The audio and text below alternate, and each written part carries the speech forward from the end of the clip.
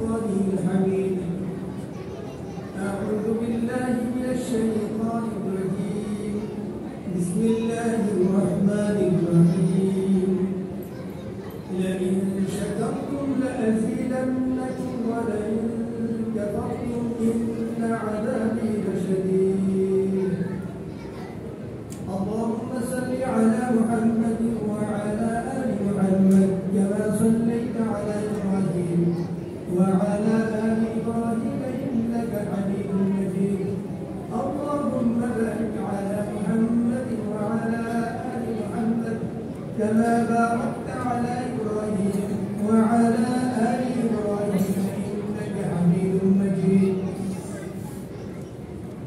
أسكري সিরাত মাহফিলের সম্মানিত সভাপতি, সম্মানিত উলামায়ে কেরাম, সম্মানিত দিনী ভাইরা,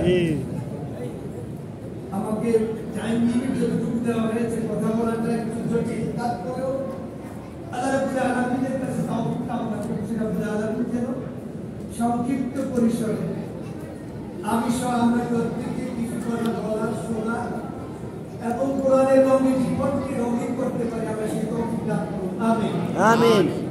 রব্বি ইশরাহ লি সাদরি ওয়া ইয়াসসির লি আমরি ওয়াহলুল উকদাতাম মিন লিসানি ইয়াফকাহু কওলি। আমি শুরুতে তিলাওয়াত করেছি, আল্লাহ সুবহানাহু ওয়া তাআলা বলেন লা ইন শাকারতুম লা আযীদান্নাকুম, তোমরা যদি শুকরিয়া আদায় করো আমি শুকরিয়া আদায়ের আরো সুযোগ সৃষ্টি করে দেব। সুবহানাল্লাহ। ওয়া ইন কাফারতুম, আর যদি তোমরা শুকরিয়া আদায় করতে ব্যর্থ হও ইন্না আযাবি লাশাদীদ, আমার শাস্তি অত্যন্ত কঠিন। সিরাতের আলোচনায় শুকরিয়া কি শুধু সিরাতের আলোচনা না, জীবনময় শুকরিয়া আদায় করতে হবে, জীবনময় করতে হবে না। তারপরেও আমরা এমন একজন রাসূল পেয়েছি যে রাসূল ওয়ামা আরসালনাকা ইল্লা কাফাতান লিন-নাস, যিনি বিশ্ব মানবতার জন্য। আর আগের নবী এবং রাসূলরা ছিলেন কোন দেশের জন্য, কোন গোত্রের জন্য। আমরা যাকে পেয়েছি তিনি বিশ্ববাসীর জন্য। এই জন্য কি আমরা সম্মানিত না? আলহামদুলিল্লাহ আলহামদুলিল্লাহ। আল্লাহ রাব্বুল আলামিন আমাদের প্রিয় হাবিব মুহাম্মদুর রাসূলুল্লাহ সাল্লাল্লাহু আলাইহি ওয়াসাল্লাম তিনি ঘোষণা করছেন ওয়া মা আরসালনাকা ইল্লা রাহমাতাল লিল আলামিন। নবী হে, আপনাকে আমি জগৎবাসীর জন্য রহমত স্বরূপ প্রেরণ করেছি। সুবহানাল্লাহ। জগৎবাসীর জন্য রাসূল কেমন? রহমত স্বরূপ। শুকরিয়া আদায় করতে হবে তো। এখন এই শুকরিয়া, মৌখিক শুকরিয়া আদায় শেষ হবে।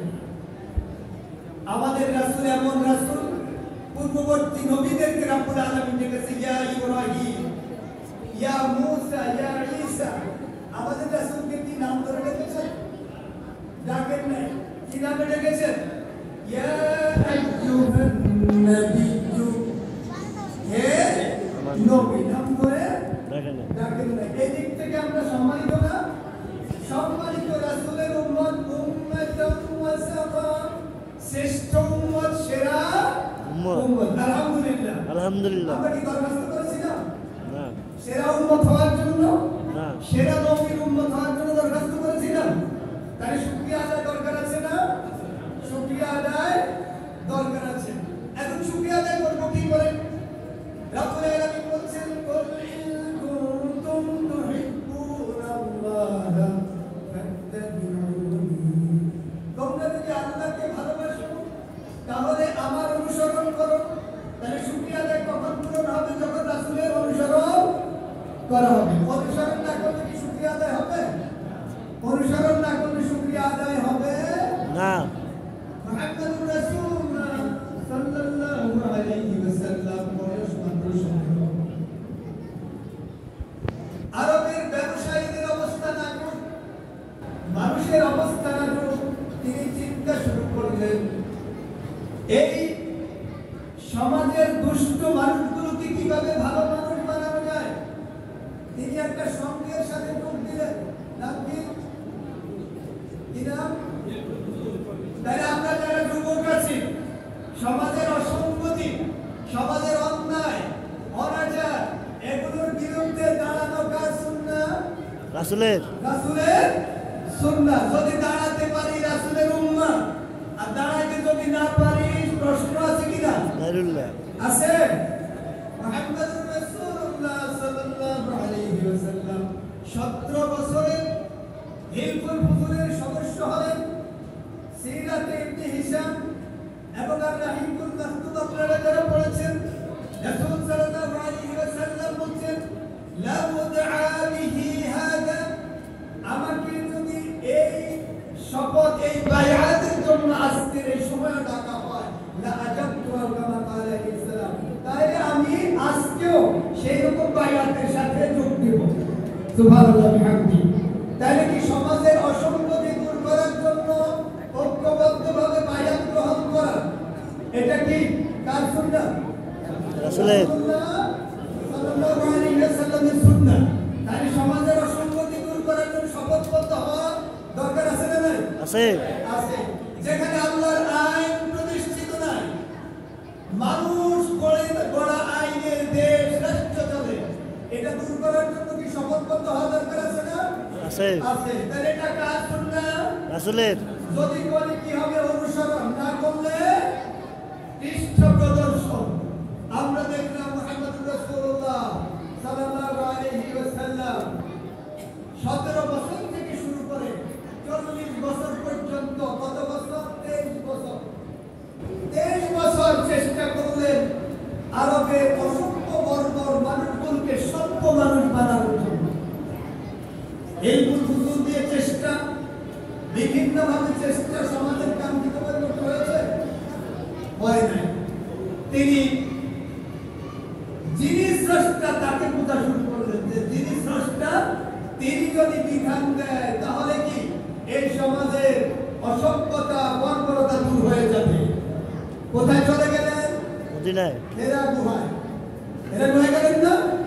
আপনাদের খতিব সাহেব আলোচনা করেছে, সেখানে ওহিয়ে গেছে। ওহি আসার পর কোথায় চলে আসলেন? বাড়িতে ফিরে চলে আসলেন। বাড়িতে ফিরে আসার পর আম্মা জান খাদিজা রাদিয়াল্লাহু তাআলা আনহাকে বললেন, জামিলুনি জামিলুনি লাকাদ খাশিতু আলা নাফসি, আমাকে কম্বল দিয়ে ঢেকে দাও, আমি আমার জীবনের আশঙ্কা বোধ করছি। কে? মুহাম্মদুর রাসূলুল্লাহ সাল্লাল্লাহু আলাইহি সাল্লাম। মানবতার কল্যাণের জন্য জীবনের আশঙ্কা হলো কি? এড়িয়ে যেতে কার সুন্নাহ? রাসূলের। রাসূলুল্লাহ সাল্লাল্লাহু আলাইহি সাল্লামের সুন্নাহ। আম্মা জান আয়েশা সিদ্দিকা রাদিয়াল্লাহু তাআলা আনহা বলেন, কাল্লা লা ইউখজিকা আল্লাহু আবাদা ইন্নাকা লাতাসিলুর রাহিমা ওয়া তাহমিলুল কাল্লা ওয়া তাকসিবুল মা'দুমা ওয়া তাqরিদ দাইফা ওয়া তু'ইনু আলা নাওয়াইবিল হক। আম্মা জান খাদিজা রাদিয়াল্লাহু তাআলা আনহা বলেন, কাল্লা কখনো নয়, লা ইউখজিকা আল্লাহু আবাদা, আল্লাহ আপনাকে অপমান করতেই পারেন না। সাহস দিচ্ছে কে? খাদিজা রাদিয়াল্লাহু তাআলা। কি মৌখিক সাহস না যৌক্তিক সাহস? যৌক্তিক সাহস। যুক্তি দিচ্ছেন, কেন আল্লাহ আপনাকে অপমান করবে না, তার যুক্তি আমার কাছে আছে। সার্টিফিকেট কে দেয়? স্ত্রী দিচ্ছে।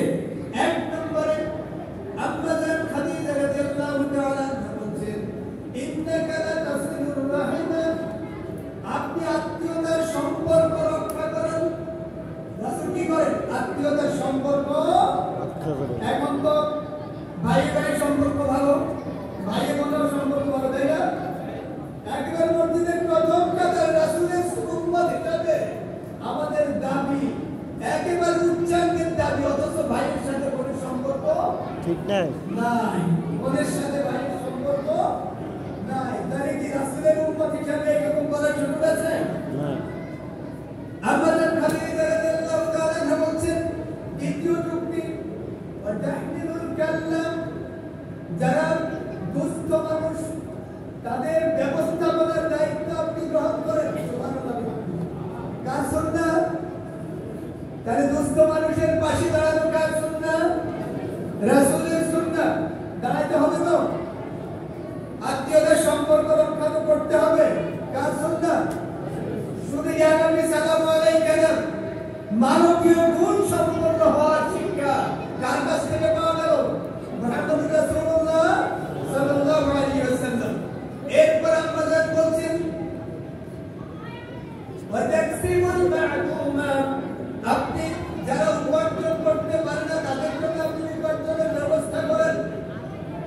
এই সমাজে আমি চাই কি আমি শুধু খাই আর কেউ না খাক, আমার ঝুলিটাই ভরুক আর কারোটা না ভরুক। এটা কি রাসূলের সুন্নাহ?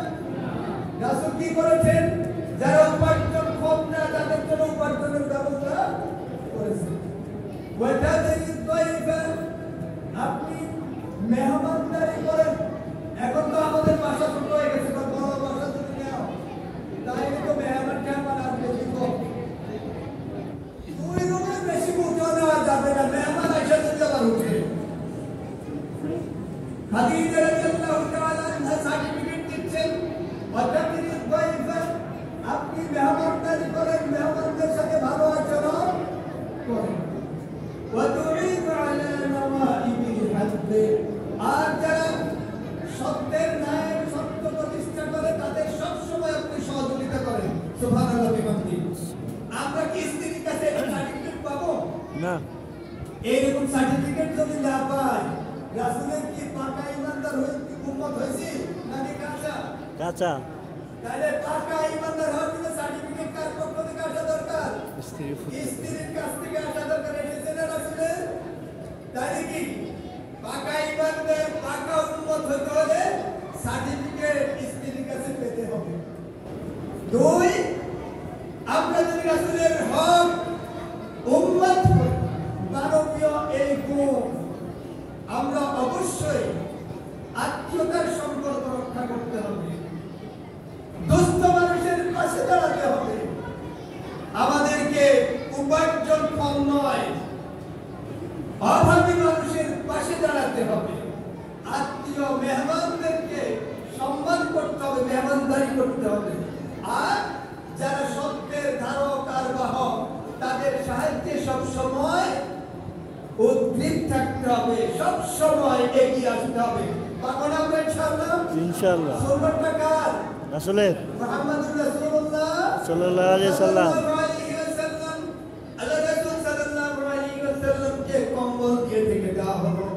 রাসূল সাল্লাল্লাহু আলাইহি ওয়াসাল্লাম রব্বুল আলামিন আবার ওহী নাযিল করলেন, ইয়া আইয়ুহাল মুদ্দাথির কুম ফাআনদির ওয়া রাব্বাকা ফাকাব্বির। রব্বুল আলামিন বললেন, হে মুহাম্মদ, হে কম্বল আপনি দৈনিক দিন। কম্বল মোড়া দিয়ে শোয়ার সময় নাই, সব মানুষ জাহান্নামের দিকে চলে যাচ্ছে। তুমি কম্বল মোড়া দিয়ে থাকবা, চলবে না চলবে না? চলবে না। আজকের এই সমাজ রাষ্ট্রের মানুষ কোন দিকে, জান্নাতের দিকে বেশি না জাহান্নামের দিকে বেশি? জাহান্নামের দিকে বেশি। আপনি মসজিদের মিম্বারে সামনের কাতারে তাসবিহ পাঠ করছে আর সব মানুষ জাহান্নামের দিকে চলে যাচ্ছে। এই শিক্ষা কি ইয়া আইয়ুহাল মুদ্দাথির দিয়েছে? রাসূল কি দাওয়াতি কাজে বেরিয়েছে? মুহাম্মদুর রাসূলুল্লাহ সাল্লাল্লাহু আলাইহি ওয়াসাল্লাম দাওয়াতি কাজে এত পেরেশানির সাথে বের হয়েছেন। সূরা কাহফ রব্বুল আলামিন সার্টিফাই করছে, ফালাআল্লাকা বাতিউন নাফসাকা আলা আথারিহিম ইন লাম ইউমিনু বিহাদাল হাদীসি আসাফা। আপনি এই জাহান্নামের পথের যাত্রী লোকগুলোকে জান্নাতের দিকে আনার জন্য এত পরিমাণ পেরেশানি আপনার মধ্যে যেন আপনি জীবন দিয়ে হলো এই লোকগুলোকে জাহান্নামের পথ থেকে জান্নাতের পথে আনবেন। কার সুন্নাহ? রাসূলের, মুহাম্মদুর রাসূলুল্লাহ সাল্লাল্লাহু আলাইহি ওয়াসাল্লামের সুন্নাহ। উম্মত হিসেবে কি আমাদের দায়িত্ব আছে না নাই? আছে। উম্মত হিসেবে আমাদের দায়িত্ব পেরেশানি থাকা লাগবে না লাগবে না? লাগবে। দাওয়াতি কাজে অংশগ্রহণ করা লাগবে না লাগবে না? লাগবে। নাকি ভেদাভেদ হবে? ভেদাভেদ হবে না। আপনাদের খতিব সাহেব বলেছেন, মুহাম্মদুর রাসূলুল্লাহ সাল্লাল্লাহু আলাইহি ওয়াসাল্লাম মদিনায় আসতেন, জাতীয় স্বার্থ আন্তর্জাতিকভাবে ইসলামকে নির্মূল করার জন্য ষড়যন্ত্র চলছে, ছোটখাটো ভেদাভেদ দেখা যাবে না। আল্লাহ রাব্বুল আলামিন ঘোষণা করলেন রাসূল সাল্লাল্লাহু আলাইহি ওয়াসাল্লাম, ইয়া আহলাল কিতাব তাআলাউ ইলা কালিমাতিন সাওয়াইন বাইনানা ওয়া বাইনাকুম। হে আহলে কিতাব, ইহুদি নাকি মুশরিক না? ইয়া আহলাল কিতাব নাসারা মুশরিক না? বসেন বসেন। মুশরিক তাই কি মুশরিক হওয়ার কারণে বাদ দিয়েছে? বাদ দেয় কারণ জাতীয় ঐক্যের প্রয়োজন। দেশকে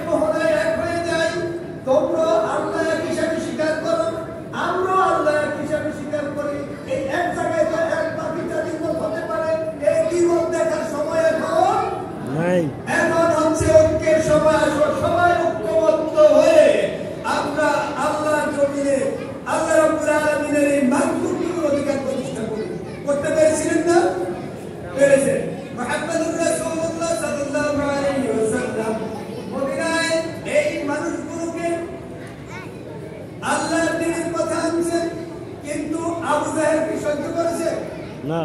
সহ্য করেনি। আবু জাহেল বাহিনী নিয়ে রওনা করে দিয়েছে। বদরের প্রান্তরে যুদ্ধ সংঘটিত হয়েছে। বদরের যুদ্ধ সংঘটিত হয়েছে। রাসূল কি ময়দানে ছিলেন না ছিলেন না? ছিলেন। সংখ্যায় কি মুসলমানরা কম ছিল না বেশি ছিল? তাকে একটু বোকামি করেছিলেন, এত মানুষের মধ্যে রাসূল কেন গেল? বোকামি হয়েছে? নাউযুবিল্লাহ মিন যালিক। বোকামি হয় নাই। মুহাম্মদুর রাসূলুল্লাহ সাল্লাল্লাহু আলাইহি ওয়াসাল্লাম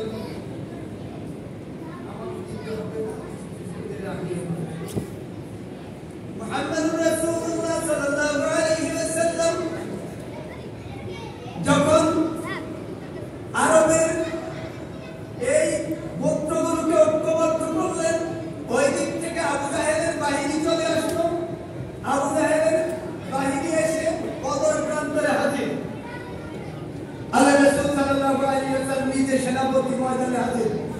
তার কি ময়দানে থাকা, আল্লাহর দ্বীন কায়েমের জন্য ময়দানে হাজির হওয়া কার সুন্নাত? রাসূলের। যুদ্ধ করা কার সুন্নাত? রাসূলের মুহাম্মদুর রাসূলুল্লাহ সাল্লাল্লাহু আলাইহি সাল্লাম। উম্মত হিসেবে এই যুদ্ধে অংশগ্রহণ আমাদেরকেও করতে হবে। করেছেন না? যুদ্ধে কি মুসলমানরা পরাজিত হয়েছে না বিজয়ী হয়েছে? বিজয়। বিজয়ী হয়েছে। ভাব আসতে পারে না? ভাব আসতে পারে। কোরআনুল কারীমের সূরা ইব্রাহিম রব্বুল আলামিন স্পষ্ট ভাষায় বলে দিলেন, ওয়ালা তাকুনু কাল্লাযীনা খারাজু মিন দিয়ারিহিম বাতারান ওয়া রিয়াআন নাস ওয়া ইয়াসুদ্দুনা আন সাবিলিল্লাহ ওয়াল্লাহু বিমা ইয়া'মালুনা মুহীত। ওয়া ইয যাyyana লাহুমুশ শাইতানু আ'মালahum فقال لا غالب لكم اليوم من الناس وإني جار لكم। রব্বুল আলামিন বলছেন একটু বিজয় হয়েছে, এই জন্য লাফালাফি করার কোনো সুযোগ নাই। নাই। বিজয় হয়েছে, সুযোগ দিয়েছে কে? আল্লাহ। লাফানোর কোনো সুযোগ নাই। নাই। সুতরাং কি করতে হবে? আল্লাহ বলছেন, ওয়ালা তাকুনু, তোমরা হয়ো না কাল্লাযীনা খারাজু, ওই আবু জাহেলের বাহিনী যারা বেরিয়েছে মিন দিয়ারিহিম, তাদের বাড়িঘর থেকে, বাতারান, অহংকার বশত, ওয়া রিয়াআন নাস, মানুষদেরকে দেখাচ্ছিল আমাদের এই আছে এই আছে, ওয়া ইয়াসুদ্দুনা আন সাবিলিল্লাহ, আর তারা মানুষদেরকে আল্লাহর রাস্তা থেকে বিরত করার চেষ্টা করছিল। কার বাহিনী? আবু জাহেল। কার বাহিনী? আবু জাহেল। আবু জাহেলের বাহিনী। রব্বুল আলামিন সতর্ক করলেন, তার বাহিনীর মতো সহজ অকবারদের মুসলমানদের মধ্যে না আসে। ঢুকা যাবে না। ইযা জাআ নাসরুল্লাহি ওয়াল ফাতহ, বিজয় যখন আসবে, সুদিন যখন আসবে, ফাসাব্বিহ বিহামদি রাব্বিকা, তখন কি করতে হবে? তাসবিহ পাঠ করতে হবে। ওয়াস্তাগফিরহু, আর আল্লাহর কাছে ক্ষমা চাইতে হবে। তাহলে বিজয় আসবে কি? লাফালাফি করা কি করতে হবে? তাসবিহ পাঠ করতে হবে এবং আল্লাহর কাছে ক্ষমা চাইতে হবে। মুহাম্মদুর রাসূলুল্লাহ সাল্লাল্লাহু আলাইহি ওয়াসাল্লাম মক্কা থেকে মদিনায় আসলেন। মদিনায় আসার পর তিনি কি? রাষ্ট্রপ্রধান হওয়া কার সুন্নাত? রাসূলের। কার সুন্নাত? রাসূলের। রাসূলুল্লাহ সাল্লাল্লাহু আলাইহি ওয়াসাল্লামের সুন্নাত। মন্ত্রী পরিষদ করা, আবু বকর, ওমর, উসমান, আলী রাদিয়াল্লাহু তাআলা আনহুম, তাহলে মন্ত্রী হওয়া কার সুন্নাত? রাসূলের সাহাবায়ে কেরামের সুন্নাত। সুন্নাত। তাহলে কি রাষ্ট্রপ্রধান হওয়া কোনো ইসলামের বাহিরের কাজ নয়, ইসলামের ভিতরের কাজ, রাসূলের সুন্নাহর কাজ। আর মন্ত্রী হওয়া এটা কোনো ইসলামের বাহিরের কাজ নয়, আসহাবে রাসূলের সুন্নাহর কাজ। তাহলে এখন কি শুধুমাত্র সারা জীবন পিছনে বসে বসে তারা যা অর্ডার করবে সেটাই শুনবেন, নাকি উম্মত হিসাবে রাসূল যেমন রাষ্ট্রপ্রধান হয়েছে, খোলাফায়ে রাশিদান তারা যেভাবে মন্ত্রী পরিষদ হয়েছে সেটাতে হওয়া দরকার আছে না? সেটা যদি হওয়া না যায় তাহলে সারা জীবন কি ডমিনেট তারা করবে। আপনি নিজে ইসলামের কথা বিজয় করতে পারবেন না। ইসলাম কি জন্য আসছে? লিইউযহিরাহু আলা দ্বীনি কুল্লি, সব আদর্শের উপর ইসলাম বিজয় করার জন্য। কিন্তু আমরা যদি সেই জায়গাটুকু দখল করতে না পারি, তখন কি পরিপূর্ণ ইসলাম পালন করা যাবে? কতদূর করা যাবে? কায়েমি স্বার্থবাদী যতটুকু সুযোগ দেয়, কায়েমি স্বার্থবাদী যতটুকু সুযোগ দেয় ততটুকুর নাম হলো ইসলাম। আসলে কি সেটার নাম ইসলাম? ইসলাম আল্লাহ রাব্বুল আলামিন তোমরা পরিপূর্ণ ইসলামে প্রবেশ করো। তাহলে ইসলাম কি পরিপূর্ণ না আংশিক? কায়েমি স্বার্থবাদী ক্ষমতায় থাকার পর আপনাকে পূর্ণ মানতে দিবে, আংশিক মানতে দিবে? তাহলে কি আংশিক মানার জন্য আমাকে বলেছে উম্মত হিসাবে? না, পূর্ণ মানতে বলেছে। পূর্ণতার জন্য। তাহলে পূর্ণ মানতে গেলে আমার বিচার ব্যবস্থা আল্লাহর আইনে চলে, তাই না? বিচার ব্যবস্থা কি আল্লাহর আইনে চলে? না, চলে না। অর্থনীতি কি আল্লাহর আইনে চলে? না, চলে না। সমাজ ব্যবস্থাপনা কি আল্লাহর আইনে চলে? না, চলে না। তাই সব কিছুই তো মানব রচিত চিন্তা চেতনার আলোকে চলে, আল্লাহর আইনে চলে না। রাসূল সাল্লাল্লাহু আলাইহি ওয়াসাল্লাম কি আল্লাহর আইন প্রতিষ্ঠা করেছেন? করেছেন। তাহলে আমরা যদি আল্লাহর আইন রাষ্ট্রীয়ভাবে কায়েম করতে না পারি, রাসূলের প্রকৃত ঈমানদার দাবি করা কি সহজ না কঠিন? তাহলে কি অনুসরণ হলো না হয় নাই? অনুসরণ কি আমরা করতে চাই? আমরা যদি অনুসরণ করতে চাই তাহলে আমরা যে কয়েকটা বিষয় আজকে সংক্ষেপে বলেছি, প্রথম এবং যথাযথম বিষয় হলো মানবতার অকল্যাণ থেকে মনে ব্যথা থাকতে হবে। মানব কল্যাণী হওয়া লাগবে কার সুন্নাহ? রাসূলের সুন্নাহ। রাসূল সাল্লাল্লাহু আলাইহি ওয়াসাল্লাম যেভাবে বায়াত দিয়েছেন, সংঘবদ্ধ হয়েছে, সেভাবে সংঘবদ্ধ হওয়া আমাদের জন্য কি উম্মত হিসেবে দায়িত্ব না দায়িত্ব না? দায়িত্ব। দায়িত্ব। রাসূল সাল্লাল্লাহু আলাইহি ওয়াসাল্লাম যেভাবে আত্মীয়তার সম্পর্ক রক্ষা করেছেন, আমাদের কি করা লাগবে? লাগবে। দুস্থদের পাশে দাঁড়িয়েছেন, দাঁড়াইতে হবে। হবে। রাসূল সাল্লাল্লাহু আলাইহি ওয়াসাল্লাম যেভাবে অভাবীদের জন্য উপার্জন করেছেন, আমাদের করা লাগবে। রাসূল যেভাবে মেহমানদারি করেছেন, আমাদের করা লাগবে। রাসূল যেভাবে সত্য পথের পথিকদেরকে সহযোগিতা করেছেন, আমাদের সেটা করা লাগবে। লাগবে। স্ত্রীর কাছে কি মডেল হওয়া লাগবে? লাগবে। রাষ্ট্রীয়ভাবে দ্বীন কায়েমের জন্য সর্বোচ্চ চেষ্টাকে আমাদের করা লাগবে। আমরা যদি তা করি, বোঝা যাবে আমরা রাসূলের অনুসরণ করছি। আর যদি তা না করি, বোঝা যাবে মৌখিক দাবি করছি, এটা ভণ্ডামি ছাড়া আর কিছু।